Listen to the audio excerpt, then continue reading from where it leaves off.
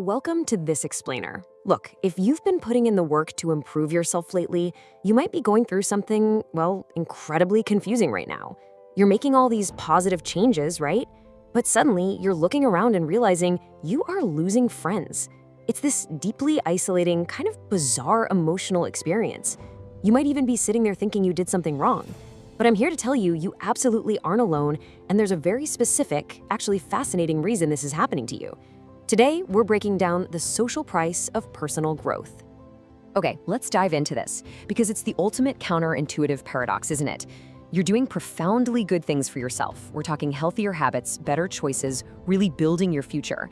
But instead of getting that round of applause you might expect, you're getting, well, negative social reactions from the people closest to you. Like, why on earth does doing something so positive for yourself trigger such a negative reaction in others? To understand this whole shebang, we have to look at the massive gap between what we expect to happen and what actually goes down. So let's start with section 1, the uncomfortable truth or expectation versus reality. Imagine embarking on this journey of self-improvement. You're putting in the work and stacking up these rapid-fire, incredible personal victories.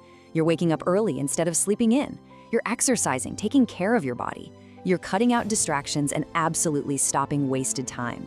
You're learning new skills to advance your life, and you are becoming undeniably more confident. I mean, you are experiencing a full-on personal glow-up. By all logic, your friends and family should be totally thrilled for you, right? But here is the completely unexpected reaction you get instead. As you start leveling up, strangely, the people around you begin acting differently. They become colder, they're more critical, just more distant. And honestly, it's jarring. It creates this intense friction where you're left standing there looking at your overwhelmingly positive life choices and wondering, wait a second, did I do something wrong? It literally feels like you're being punished for doing the right thing. And that brings us to this incredibly powerful quote, which I really want you to absorb. Your growth reminds people of the growth they avoided. This right here is the uncomfortable truth at the very center of this entire phenomenon. See, your improvement isn't just about you anymore. It acts like a giant mirror. And for some people, looking into that mirror creates a deep, profound discomfort, mostly because it forces them to look at their own inaction. Which perfectly builds into section 2, the psychology of social comparison and facing excuses.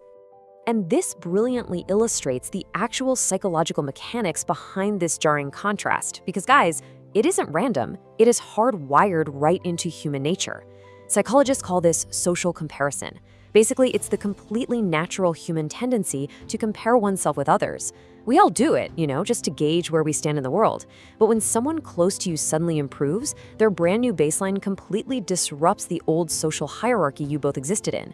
So this isn't just you being overly sensitive or feeling emotional pain. There is heavy academic and psychological weight to exactly what you're experiencing. Because of that social comparison, when you improve, it forces the people around you to face their own excuses.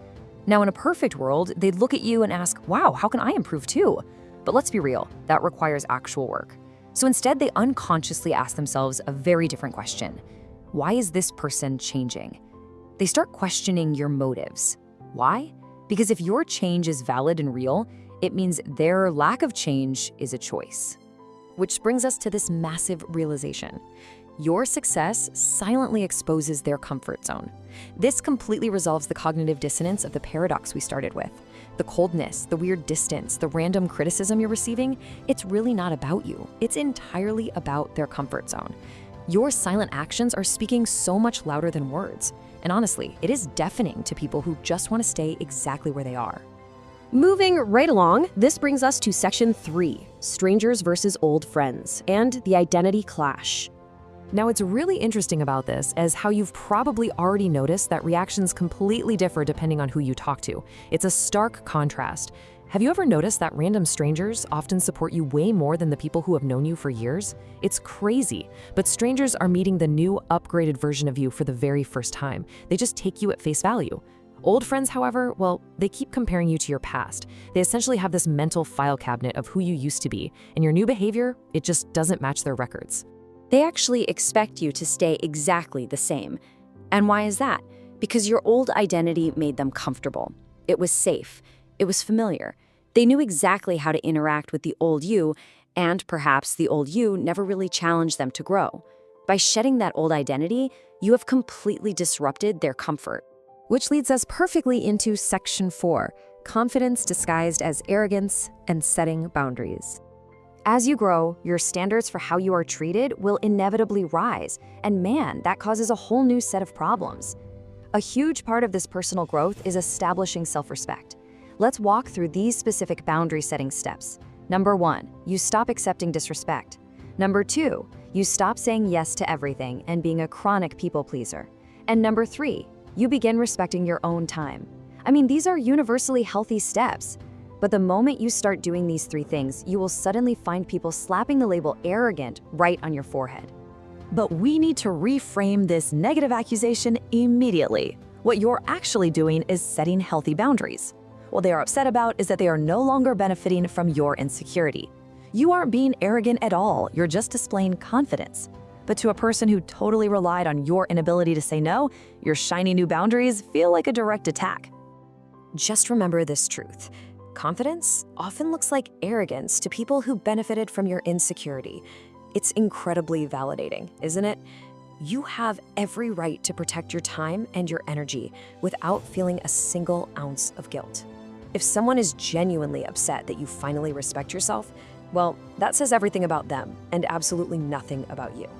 Let's transition into our final section here, Section 5, the ultimate friendship filter. While this whole experience is undoubtedly painful, it's actually serving as an incredible protective mechanism for your life moving forward. It reveals who truly cares. This process basically draws a very clear line in the sand. On one side, you have real friends. They are going to celebrate your growth. They feel inspired by you, not threatened. They want to see you win, even if they aren't quite winning yet themselves. On the other side, you have controlling friends. These are the people who only like the version of you that they could dictate or maybe feel superior to. And as you grow, those people will slowly disappear. And, maybe that is not a tragedy at all. Actually, let's scratch that. We need to reframe this completely. Losing friends in this context isn't a loss. It is undeniable proof that you are growing. It's the literal evidence of your successful personal evolution. Your growth is simply doing the really hard work of filtering out the people who were never truly on your side to begin with. So, the crucial point is this. Not everyone is going to clap when you level up. Some people only liked you when you were a lot easier to ignore. So whatever you do, don't shrink yourself just to make others comfortable. You have worked way too hard to build this new version of yourself, so do not tear it down just to appease someone else's comfort zone. And that brings us to our final thought. The goal of life isn't to remain acceptable to everyone. The goal is to become the best version of yourself. If this explainer opened your eyes today, keep pushing forward completely unapologetically. Let that filter do its job. Ask yourself, are you willing to pay the social price today to finally meet the person you could become tomorrow? Thanks for joining me on this one, and keep growing.